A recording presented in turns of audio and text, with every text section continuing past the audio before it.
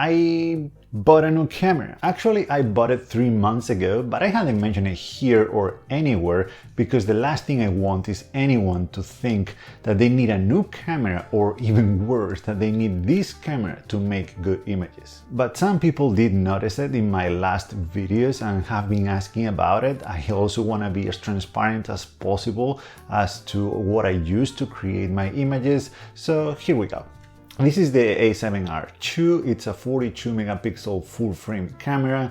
It was released back in 2015, 5 years ago. I'm sure this is considered old tech by now, and in fact there are 2 new models that have been released since this one came out.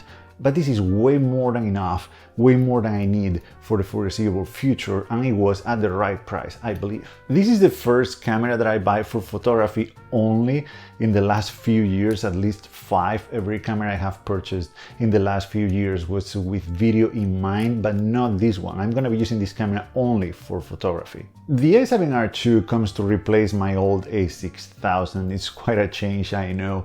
That camera worked perfectly fine for 5 years and I was still creating images just fine, but I had been wanting to replace it with something newer for a while. The reason why I decided to upgrade from aps-c to full frame, well, it's due to the you know, these cameras, the small RX100 cameras I have. You know how much I love these because they come with me everywhere. I feel like my photography has improved a lot thanks to these cameras. Most of my images nowadays are made with these cameras, and they are the reason. I blame them for my decision to upgrade from aps-c to full frame. You see, they make such good images that it's been hard to tell the images that I was making with these cameras and the images that I was making with my A6000 paired with my size f4 zoom lens apart. They look pretty similar in many ways. Actually, the RX100 Mark V that I'm using to record this video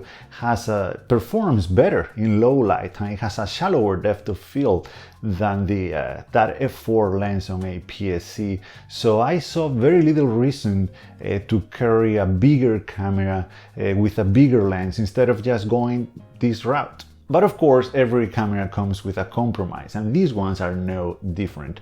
For me, the biggest problem I have with these cameras is that I can't go wider or longer what they offer by default out of the box. This is a 24-200, that is a 24-70.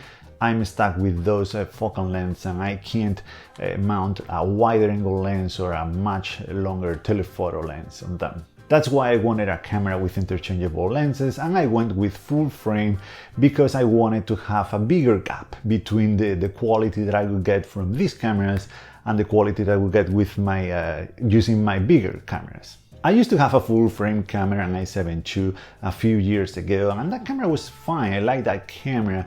I had 2 size lenses, f4, both of them, but they were rather expensive. When I'm looking into purchasing a new piece of equipment, be it a camera lens, whatever it is, instead of asking myself if I can afford that camera, if I can afford that lens, instead, what I ask myself is, could you afford to replace it if something bad happens? Because the last thing I want from my gear is to hold me back. I don't want to, you know, have amazing conditions out there, but because it's raining, because there is a little bit of mist, there is a little bit of fog, or there is a little bit of sand in the air, well, I'm afraid of getting my $4,000, $5,000, $6,000 camera out there and break it. What I want is a piece of equipment, a camera that I'm not afraid of exposing to the elements, so I can create the images that I like, that I want to create.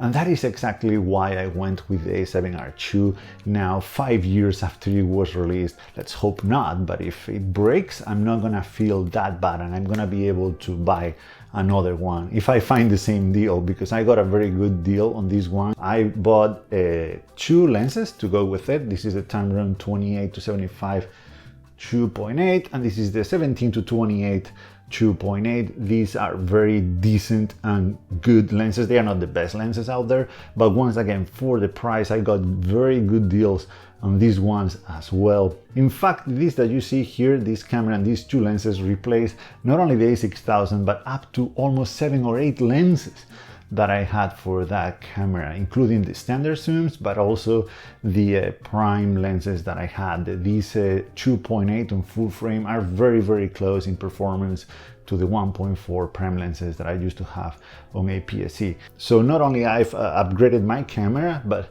also simplified my camera bag, because now this is all I bring with me. Well, that's not entirely true, because I still have my a6500 with the 70-350 Sony. This is my telephoto option when I'm shooting wildlife like the storks or something. Of course, the RX100 is still gonna be my go-to camera, and the one that I'm gonna be using 95% of the time. I have all of these cameras and different sensors, 1-inch aps-c and full frame, because this setup gives me options. I can go compact and light and small if I'm going on a hike or for everyday photography, but I can also carry my bigger cameras if I'm doing something at night in low light, if I need to create some kind of shallow depth of field or something special like that, or I just want to take more time with my photography and have a more, tactile experience. Of course, I still have the Bronica, no worries. Once again, and this is really, really, really important, and I really want everyone to understand this, the last thing I want is for you to think that you need to buy an RX100, an A7R II, or whatever a camera and lens I just talked about to create images. Technology has improved a lot, and nowadays any camera out there that is being sold today is more than able to create almost any image that you can think of. Anyway, this is gonna do it for today. There are plenty of new videos coming soon from the field. We are no longer under quarantine, and we bought a new car.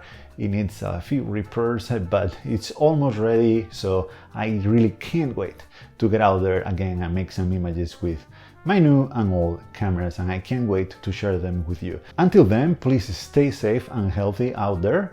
See you in the next one.